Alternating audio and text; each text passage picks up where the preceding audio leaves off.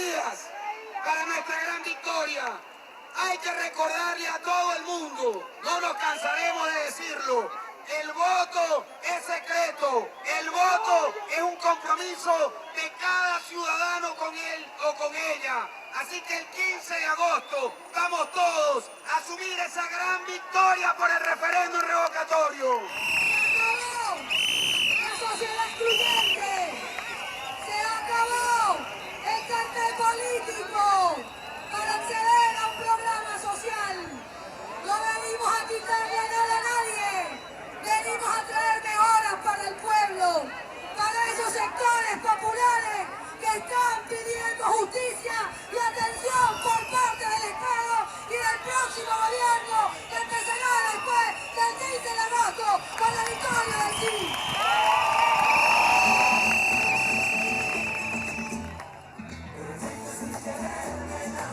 En nombre de toda la gente que en Venezuela sufre injusticia, en nombre de los presos del Táchira, en nombre de la gente que no puede hacer valer sus derechos, en nombre de nuestro amigo Enrique Capriles Radonsky. Nosotros aquí vamos a hacer que se respete la justicia. No habrá retaliaciones ni venganza. Nunca más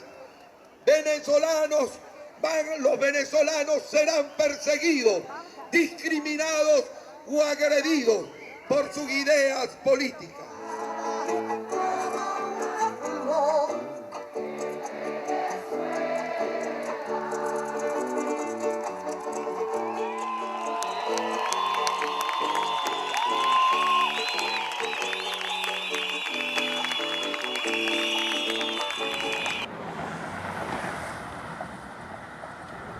El planeta está viviendo por primera vez en su historia la hegemonía de una gran potencia como nunca la habíamos visto en toda la historia de la humanidad.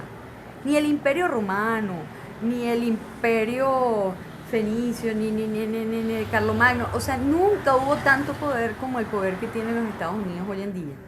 Y allí es cuando uno tiene que darse cuenta que Venezuela no es simplemente un paisito. No, Venezuela tiene mucho que ver en esta guerra de baja intensidad que se llama el nuevo orden internacional mundial. Gracias a Dios y afortunadamente muchos otros países del planeta se han dado cuenta de esta situación, se dan cuenta de la importancia de que nosotros tengamos un presidente que se pare y diga, un momentito, hasta aquí. O sea, nosotros podemos venderle petróleo, sí como no, nosotros podemos tratar de mantener las mejores relaciones con ustedes, sí como no, pero los intereses de Venezuela son los intereses de Venezuela y se respetan. Y esta es una patria soberana y se respeta. Ustedes no pueden venir aquí a decidir en cuánto nosotros vamos a vender el petróleo, ni qué es lo que tenemos que hacer con nuestra principal empresa, que es PDVSA. Si nosotros pudiéramos, así como congelarnos en una cámara criogénica y descongelarnos dentro de 200 años, yo estoy segura, yo estoy absolutamente segura de que los inicios del siglo XXI van a ser estudiados por los historiadores y por los politólogos del futuro como el momento en donde se definió el nuevo orden internacional mundial. Y allí América Latina y Venezuela de manera muy particular tiene demasiado que decir. El mundo es fuente naturalmente de riesgo, pero también de oportunidades. Y nosotros preferimos verlo como una fuente de oportunidades. Sobre todo porque la tendencia de los últimos 500 años es a que las naciones se integren cada vez más. Pareciera que esa sería una tendencia irreversible. Entonces, evidentemente debemos buscar en el mundo la manera de potenciar lo venezolano, de lograr que lo venezolano se reafirme. Y para ello, por supuesto, tenemos que poner los pantalones largos y tenemos como sociedad que trabajar muy duro, que trabajar de manera muy creativa, muy innovadora. Eso no es sencillo. Evidentemente la integración en un contexto global no es sencillo. Algunos sectores ganan, algunos sectores pierden. Pero lo que sí es claro es que esa discusión hay que darla. Hay que dar la discusión de cómo nos integramos, en qué términos lo hacemos, cuáles son los sectores que debemos fortalecer porque son sectores en los cuales tenemos ventajas, cuáles son los sectores donde definitivamente no podemos integrarnos de manera ventajosa, de manera competitiva.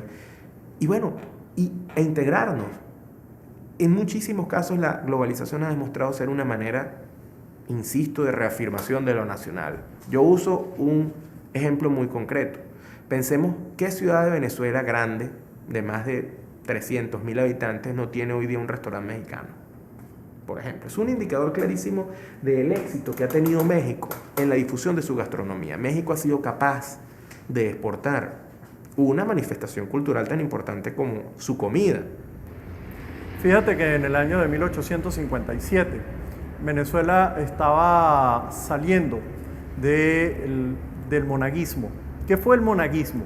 El monaguismo fue una situación de respuesta frente a los grupos conservadores. Acuérdense que estaba la Ley de Abril, aquella famosa que tendió hacia la liberalización de la economía de aquel entonces, de la Venezuela agraria de ese entonces, ¿no? Y como eso se tomaron otro conjunto de medidas. ¿Eso en qué repercutió? En que al final los grupos liberales se impusieran contra los conservadores con una dirección concreta, que fue afirmar el hecho de que había que eliminar este tipo de políticas liberalizadoras y proteger a los productores y proteger a los campesinos. Hagamos el analogado. ¿Qué pasó en Venezuela? Tuvimos una política liberal y automáticamente empiezan a aparecer sectores políticos que empiezan a afirmar la necesidad de tener que salir de ese tipo de políticas liberalizadoras y proteger a la población. La población se siente representada en ese tipo de grupos. Ahora, ¿qué pasa con esto? Monagas, que expresa esta voluntad y que efectivamente lo hace, a su vez trata de copar el poder. Y lo trata de copar de manera absoluta. De hecho, prescinde de la Constitución, hace un cambio constitucional en el año de 1857, pretende que va a tener el poder hegemónicamente, no le resulta. En el año de 1858 cae. Pero ¿cuál es el problema que viene? Que los grupos conservadores que vuelven a reinstalarse en el poder no leen el problema, no leen el pasado, no leen las causas por las cuales Venezuela había entrado en el monaguismo. Y vuelven de nuevo a la conducta anterior. ¿En qué terminamos? En la Guerra Federal en el año de 1859. Lo dramático es que en el momento en que los dos grupos son incapaces de hablar y de llegar a un acuerdo, de tratar de entender el problema desde la población venezolana, sino que cada cual se afirma en su voluntad de poder, el final fue la Guerra Federal. Y uno no quisiera desear que eso vuelva a ocurrir en la historia venezolana. Y por eso uno llama la atención. El no diálogo nos puede llevar a situaciones indeseables. Y uno ve cómo en la historia de muchos países esa situación se repite. Le hace Centroamérica. ¿Por qué no leer el caso centroamericano cuando antes se les invitó a dialogar? No lo hicieron, se prendió la guerra de guerrillas para luego de 10 años de una horrorosa guerra civil, con una cantidad ingente de muertos, no solo militares, no solo guerrilleros, civiles. La mayoría de los muertos fueron campesinos, gente pobre, miembros de la iglesia, gente comprometida y que no estaba en el son de la violencia, sino lo contrario, auspiciando la paz. En el caso concreto de El Salvador, ¿cómo no recordar a Monseñor Romero o a los compañeros jesuitas de la UCA?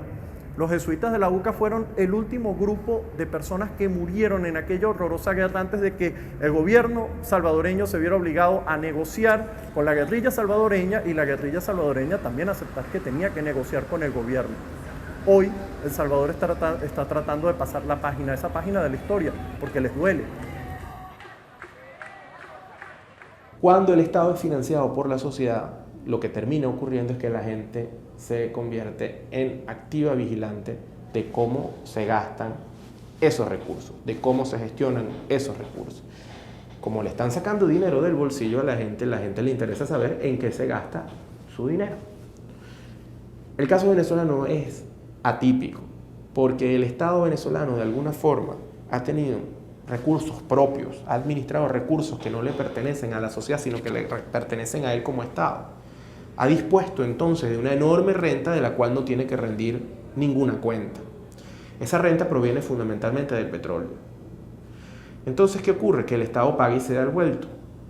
La sociedad no siente, la sociedad venezolana, al menos hasta hace unos 6 u 8 años, no sentía que financiaba al Estado. Y por lo tanto no tenía mayores incentivos para vigilarlo, fiscalizarlo. Y el Estado, como deriva buena parte de sus recursos de la renta petrolera, tampoco tiene que estar rindiendo cuentas sobre la eficiencia del gasto y sus criterios de inversión.